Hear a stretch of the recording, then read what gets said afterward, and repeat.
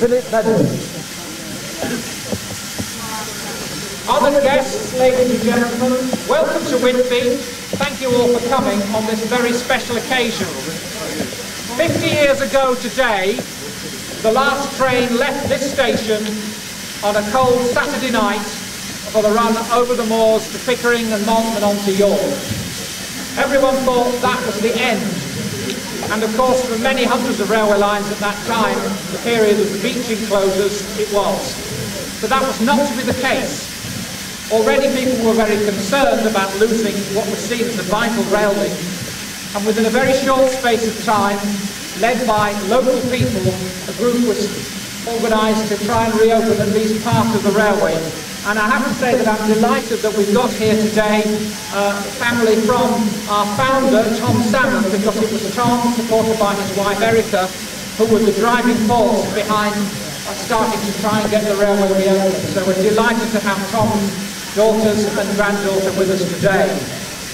I'm also pleased to say that one of the other early founders on that occasion, Michael Pitts, is also with us today.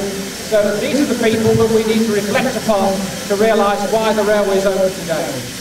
Now, that's nearly half a century ago. The railway actually reopened in 1973. And since then it's developed, of course, to become a major tourist attraction in this part of the world. Today we carry over 1/3 passengers every year. That is not just a record for a heritage railway in this country, but it's actually a record worldwide. And it's a record of which we are immensely proud. The serious side of that is that we bring over £30 million into the local economy, so we are a significant player in this part of the world. Now, for many years, the railway ran just between Gromont, a few miles away from here, across the moors to Pickering. But since 2007, we've been able to operate our trains into Whitby, as we've seen happen today. At the moment, we remain the only heritage railway with volunteer drivers who are allowed to operate over the national network. I think there's more to come, but at the moment, that remains the case. What we've seen in the last 8 years that we've been running this service is that it's very popular. People like the idea of a drive with an old steam train, enjoy the North Yorkshire Moors countryside, and then perhaps come onto the seaside. In fact, it's interesting, in the summer, you see mums and dads with their children with the buckets and spades off for a day at the sea, a day at the beach. The problem has been that we could only run a limited number of trains, because obviously there are the national network trains, Northern Rail, that run into here, and we have to take the paths available, what we call paths, for a train to run in between. So the scheme was developed to expand the station here. And what you see today is a transformation of Whitby Station from the way it was even just a year ago, with the second platform that the train has run into today. Now we're going to do things a little bit the wrong way round, in that we're about to open the platform that the trains come into, but never mind. Now this is going to bring even more benefit, we believe, not just to the railway, and of course we expect the North Yorkshire Moors Railway to benefit, but also again to the local economy, particularly in Whitby itself. Indeed, it's expected that it will bring something like £3.5 to £4 million in extra benefit over the next 2 or 3 years, generating a significant number of extra jobs, not just on our railway, but also in the community. So that's where we've got to today, but it's worth saying that none of this would have happened without the support of a huge number of people. And I want to pay tribute to the many people who have supported and the many bodies that have supported us with this scheme. It's cost over £2.3 million. The funding for that has come from £1.1 million from a government scheme, the Coastal Communities Fund. Network Rail have put in £850,000. And North Yorkshire Moors has found the rest. So that's a major achievement, and we're very grateful to our partners that this has happened. However, running these trains, the extra trains, is only possible because of other work that's been done.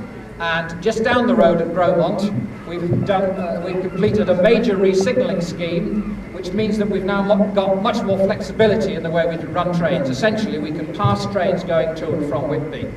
That work has all been done by our volunteers. It's seen the restoration of an old signal gantry. If you go under you'll go under that gantry as you travel on a train between Whitby and Gromont. which actually was the last of its kind. It was in use at Scarborough, Falsgrave signal box outside Scarborough until about 3 years ago when removed by Network Rail. Because it was the last of its kind in the country, once there were thousands of these structures, then it had a preservation order on it, it was listed, and so Network Rail had to find a use for it, and I'm delighted to say that they donated it to us, for which we are very grateful, and it's now doing its proper purpose of signalling trains in and out of Grosmont. I mentioned volunteers, and it's important to reflect on the volunteer aspect. The railway was started by volunteers. Volunteers remain at the heart of the railway, as they have done throughout the last 40+ years of operation. And all the trains on our line are driven and they're fired by volunteers. So the railway would be nothing without the huge amount of free time that's been given. Now, as far as this project is concerned, there are many people who need to be thanked, and the risk is that I will miss somebody. But I wish to thank especially our partners in the scheme. I'm thinking particularly of Network Rail. I'm thinking of coastal communities who provided so much of the funding. And I also have to mention the local enterprise partnership, because they have given us £500,000 to spend on NYMR itself, and the signalling work at Grosmont was funded out of that money. So to all of you, we are extremely grateful.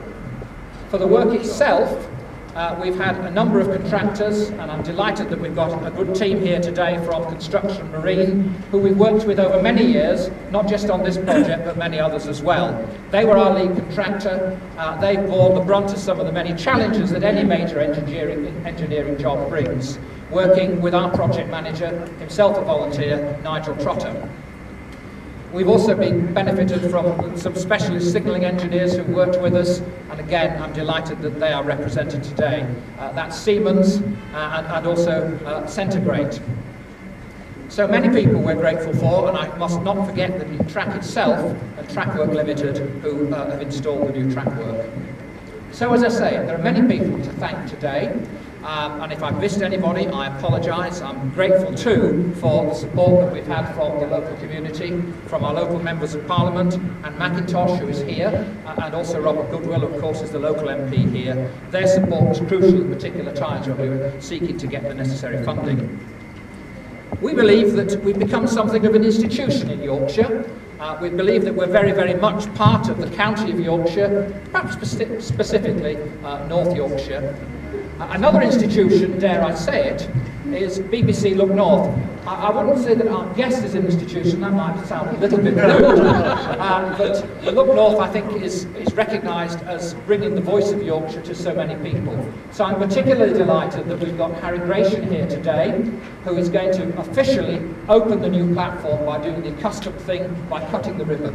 Thank you very much. Thank you.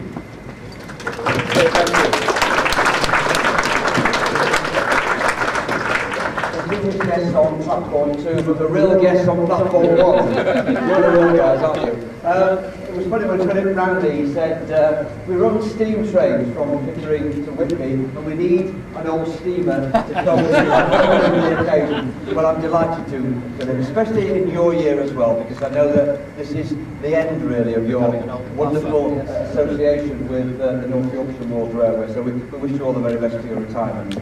Lovely to see so many people there. I'm delighted that the Lord Lieutenant of North Yorkshire is here, not in an official capacity, but in a private one, which shows how much he values the work that's done here. We wish you all the very, very best with your role, very important one in North Yorkshire as well. I'm so pleased to be here today, because the train driver was an old transport correspondent of Look North, and I've been on in the train section, the front section today, and I realised just how skillful an operation that is. So that's been a real thrill for me. I've also not been able to sample all of the meal that some of you are going to have, but we're going to have a wonderful meal going back there over the next hour and a half. So I'm delighted for it to be here. It's a real pleasure for me to be able to do the honours now, because this is special in this. This will be a great occasion. Ladies and gentlemen, will you join me in opening this platform 2, and let's tell everybody to come and use it all the time. Thank you very much indeed.